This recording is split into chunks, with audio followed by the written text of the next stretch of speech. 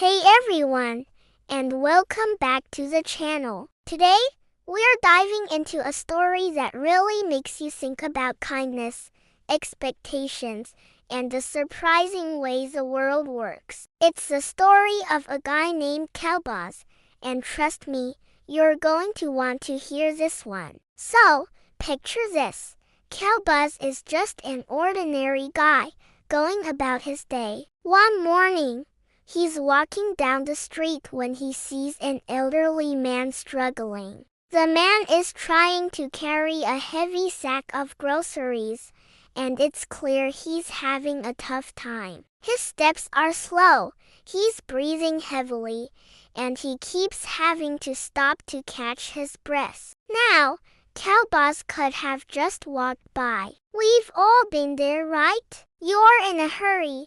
You've got your own stuff to deal with. But something stopped him. He looked at the old man's tired face and felt a pang of compassion. He thought, what if that was my grandfather? So, he walked right up to him and said, "Excuse me, sir, that looks really heavy. Would you mind if I helped you carry it?" The old man looked up, a little surprised at first. But then a warm, grateful smile spread across his face. He said, "Oh, thank you, young man. That would be a wonderful help." So, Qalbaz hoisted the heavy sack onto his shoulder. It was heavier than he expected, full of potatoes, flour, and all sorts of things. But he didn't mind. They started walking together, side by side. Qalbaz asked the man where he was headed, and the man pointed to a small, humble-looking house a few blocks away. As they walked, they chatted. The old man, whose name was Elias, told Qalbaz about his life, his family, and how he lived alone now. Qalbaz listened patiently, genuinely interested in his story. When they finally reached Elias's house, Qalbaz carried the sack right up to the front door. Elias fumbled with his keys, unlocked the door, and gestured for Qalbaz to bring the bag inside. Qalbaz placed it gently on the kitchen floor. Elias looked at him with so much gratitude in his eyes. "I don't know how to thank you," he said, his voice a little shaky. "You are a very kind young man, and here's where the story takes a turn." As Qalbaz was about to leave, feeling good about his small act of kindness, Elias said, "Wait, please, I must give you something for your trouble."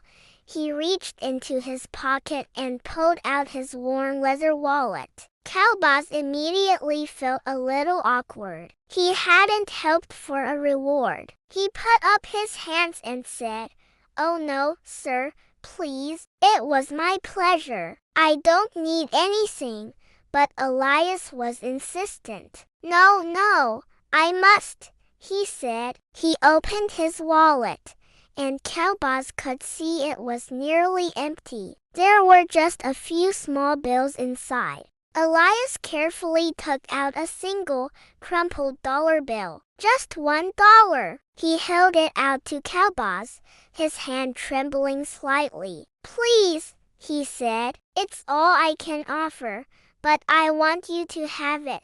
Now, Qalbaz was in a really strange position. A part of him, maybe a small, selfish part, felt a flicker of disappointment. A whole sack of groceries, all that effort, for just $1. But then, he looked at Elias's earnest face, and at the nearly empty wallet, and that feeling vanished instantly. He realized that for this man, giving away that single dollar was a huge sacrifice. It was probably his lunch money, or bus fare for the next day. It wasn't just a dollar. It was a symbol of immense gratitude. It was everything he could give. So, Qalbaz smiled warmly. He gently took the crumpled bill from the old man's hand. He didn't want to embarrass him by refusing it again. "Thank you, sir," Qalbaz said, his voice full of sincerity. "Thank you very much. This means a lot to me."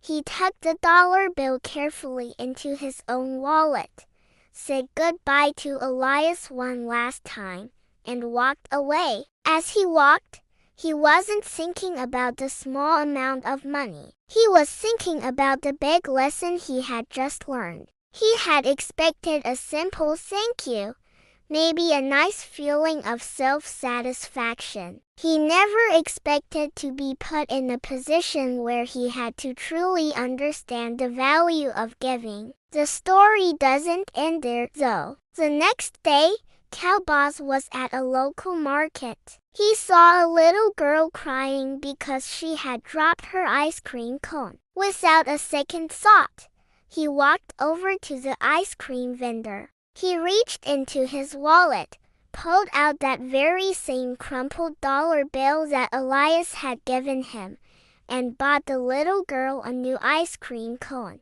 Her tears instantly turned into a huge, beaming smile. As he watched her happily enjoying her treat, Qalbaz felt a profound sense of connection. That single dollar, which had been given out of profound gratitude, had now been passed on to create a moment of pure joy. It had traveled from an act of help to an act of thanks to an act of kindness. This is the surprise that Qalbaz got.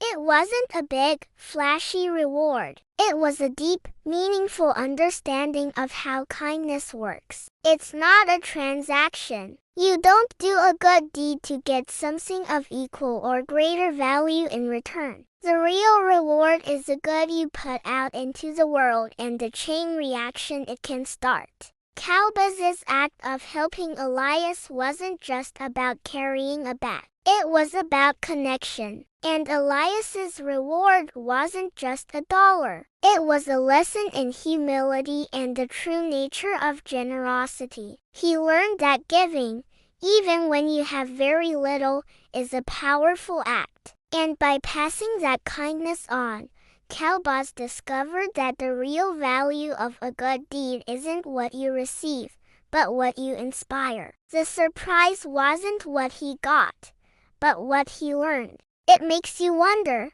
doesn't it? How many times do we do something nice and secretly hope for a big thank you or some kind of recognition? This story is a beautiful reminder that the purest form of kindness is done without any expectation of reward. The reward is the act itself and the positive energy it sends out into the universe. That $1 in its journey created far more value than its monetary worth. It created connection, gratitude, and happiness. And that's something you can't put a price on. It's a simple story, but it's packed with so much meaning. It challenges us to look at our own motivations when we help others. Are we doing it for the thank you? Or are we doing it just because it's the right thing to do? So next time you have the chance to help someone, remember Qalbaz.